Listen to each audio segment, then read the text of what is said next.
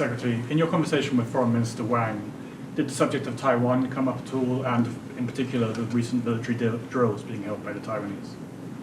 No issue about drills. I think the Chinese position on Taiwan has been expressed. I don't think it's a mystery to anyone in terms of where they stand on it. And our position has also been expressed pretty openly. So it was not, as I said, our meeting today was not a negotiation or a back and forth on items. It was more about establishing a constructive baseline where we can continue to talk on multiple fronts, including trade, but beyond trade. Foreign Minister Wang warned you against welcoming President Lai in a transit visa through the U.S. Did he transit visit through the U.S.? Did he? No, this was not a warning type meeting. I mean, obviously we understand their viewpoints on Taiwan. They're well stated. They've been stated for many years. And but this was not a meeting where neither side warned each other about anything. This was very constructive and productive, and I hope that that's how they reflected as well, because I thought it was a very positive meeting.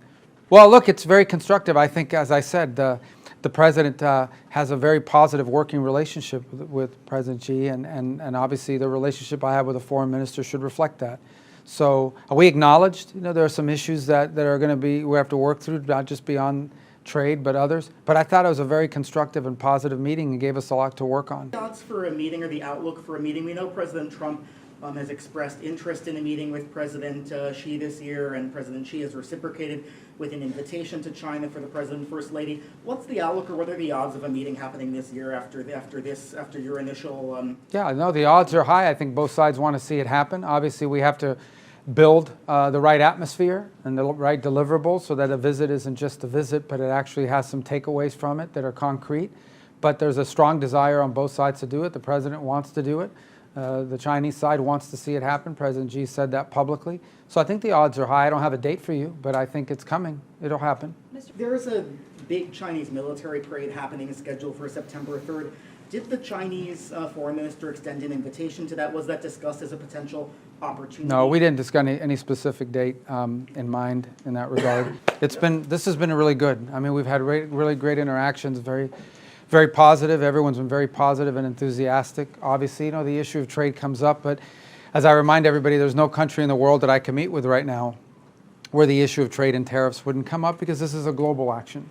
So our negotiators, the baseline will take effect the 1st of August, but obviously, as the President's made clear, there are opportunities for adjustments based on arrangements that could be made between now and then. But beyond that, it's been very positive. All of our engagements here have been very positive. We've been very warmly received, and everyone's excited we're here and excited about the opportunities to work together on a number of things. We'll have even a few more announcements to make about some elevation of strategic partnerships.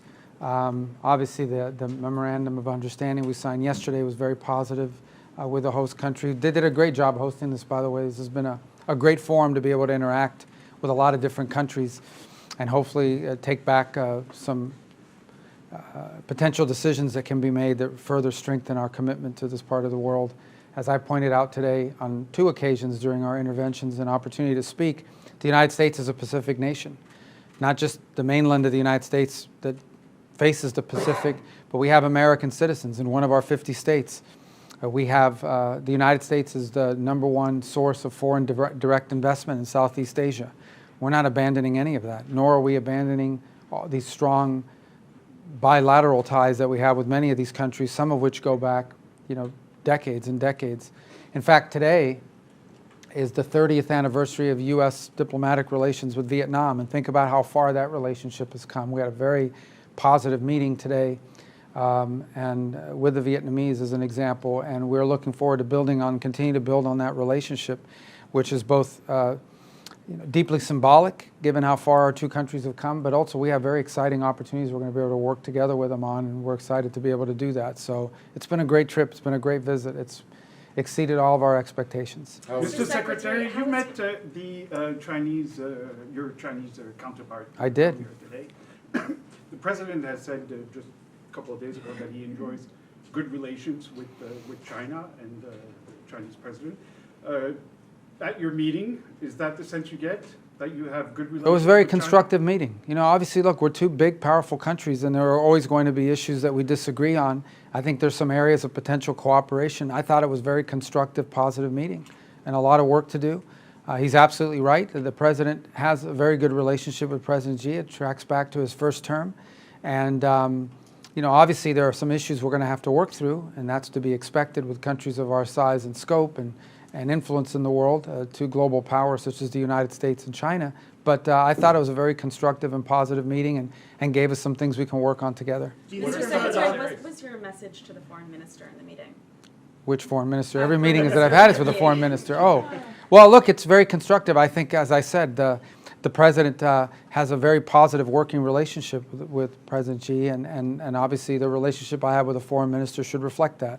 So we acknowledged, you know, there are some issues that are going to be, we have to work through, not just beyond trade, but others. But I thought it was a very constructive and positive meeting and gave us a lot to work on. So that was our message, was the opportunity here to achieve some strategic stability and identify areas where we can cooperate together on and build better communications and a working trust. What are What some are of the those odds of areas a of meeting, cooperation? The what? What are some of those areas of cooperation? The administration hasn't spelled those out yet. So Well, we're going to work through those. We're not having any announcement for you right now, but it was a very constructive meeting. I think we left it feeling as though there's some areas we're going to be able to work together on, and obviously, you know, as we work through those, and we do that in conjunction with the Chinese side, we'll make public announcements. The last interaction of our trade representatives was quite positive, and you know, we can build on that and other areas of potential cooperation. What were the odds for a meeting, or the outlook for a meeting? We know President Trump has expressed interest in a meeting with President Xi this year, and President Xi has reciprocated with an invitation to China for the President and First Lady. What's the outlook, or what are the odds of a meeting happening this year after your initial? Yeah, no, the odds are high. I think both sides want to see it happen. Obviously, we have to build the right atmosphere and the right deliverables so that a visit isn't just a visit, but it actually has some takeaways from it that are concrete. But there's a strong desire on both sides to do it. The president wants to do it. The Chinese side wants to see it happen. President Xi said that publicly. So I think the odds are high. I don't have a date for you, but I think it's coming. It'll happen. Mr. Secretary, what do you say to those who make the argument that the U.S. tariffs, or the threat of those tariffs in the region, actually creates an opening for China to be seen as the stable economic partner here? I don't agree with that assessment. I mean, look, at the end of the day, the United States has built these tremendous trade imbalances over the last 30 or 40 years. It's unfair to American and American workers, and American, in addition to threaten our industrial capacity. Trade needed to be revisited. The president campaigned on that, and that's what he's doing, and he's resetting it on a global scale. At the end of the day, look, I think countries are going to trade with multiple countries. We don't view this as an opening for anyone. We don't view it that way. We view it as an opportunity to reset global trade in a way that's fair for Americans after 2 or 3 decades of unfairness. If you look at some of these trade deficits, they're massive. They're massive. That has to be addressed. And that's not sustainable at the current direction it had gone. This should have been done a long time ago. President Trump's finally done it. And I think countries understand that this was different. If this was us targeting 10 countries or 5 countries, then I would understand why countries would be upset. But the truth of the matter is we're resetting tariff levels with virtually every country in the world. And so I understand if you had a deal where you were running these huge trade deficits with the United States and exporting a lot to the U.S. and built your economy around exports, but had very little import or very little economic activity coming in from the United States, I understand why you don't want that to change. But I think most mature leaders, and everybody here is a mature leader, understands that that's not a sustainable dynamic. It was one that had to be changed, and that's what the president's doing. So we're going to be okay. And in discussing trade with these counterparts in the region, did you open the aperture at all and also tell them that this is an opportunity for them to bring into the conversation or the negotiation other elements of the U.S. relationship, whether it be security elements, you know, broader than trade? Well, I think that we want to expand on all the other issues, but I think we need to bifurcate the two. Primarily, the trade conversations have been about trade, and that's how the president's treated it. Now, that doesn't mean that the bulk of our meetings here were not about trade. I'm not the trade negotiator for the United States.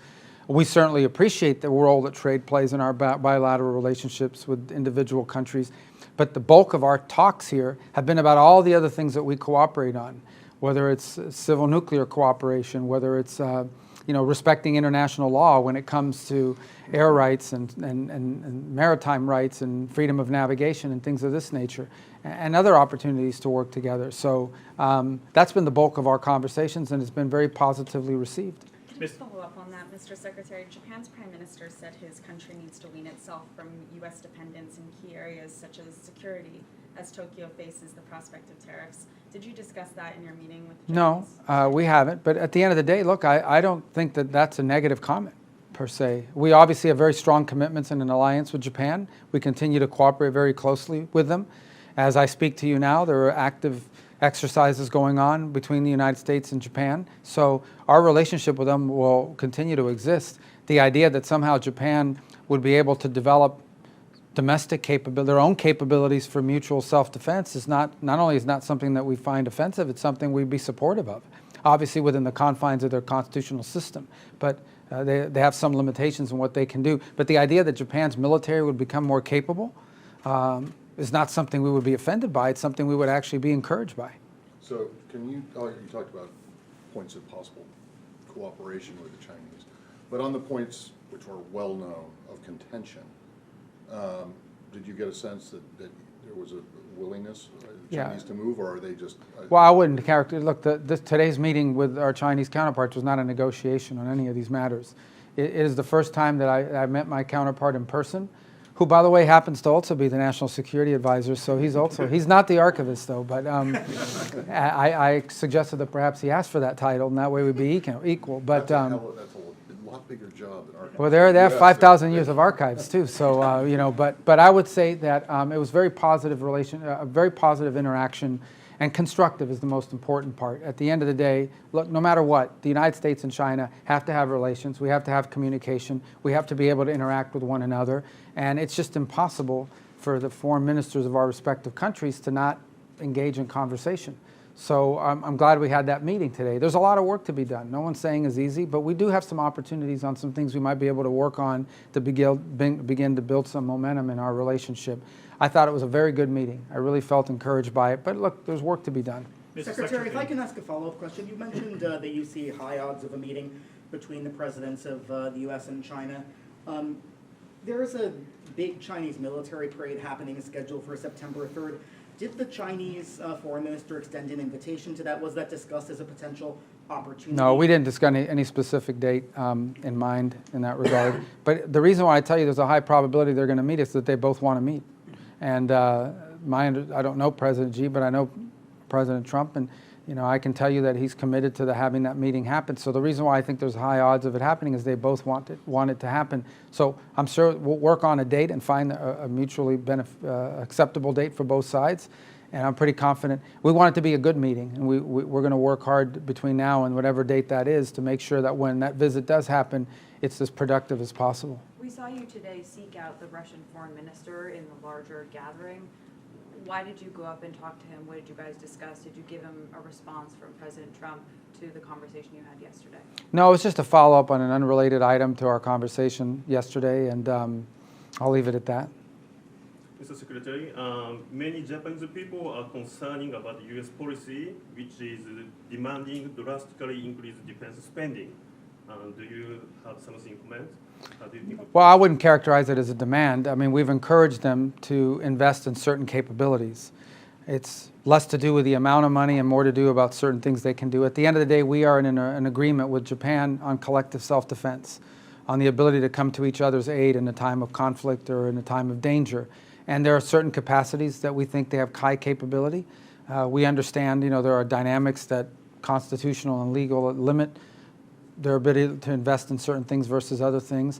And but we have a very close relationship with Japan, very close.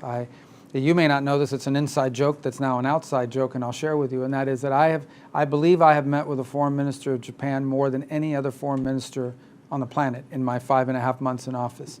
I think we're up to like 9 or 10 meetings we interact. And how we joke with each other is that we see each other more than we see our respective spouses. And so it's a very close relationship, a very historic relationship, and one that's going to continue. So I think anyone who's looking for like drama or division there shouldn't be doing it, because the truth of the matter is our relationship with Japan is very solid. And obviously we're both open democratic governments, so when there are some differences of opinion, it's going to be public, not private, but I don't see that as a negative. We have a very strong and very good relationship with Japan, and that's not going to change. Mr. Secretary, in your conversation with Foreign Minister Wang, did the subject of Taiwan come up at all, and in particular the recent military drills being held by the Taiwanese? No issue about drills. I think the Chinese position on Taiwan has been expressed. I don't think that's a mystery to anyone in terms of where they stand on it. And our position has also been expressed pretty openly. So it was not, as I said, our meeting today was not a negotiation or a back and forth on items. It was more about establishing a constructive baseline where we can continue to talk on multiple fronts, including trade, but beyond trade.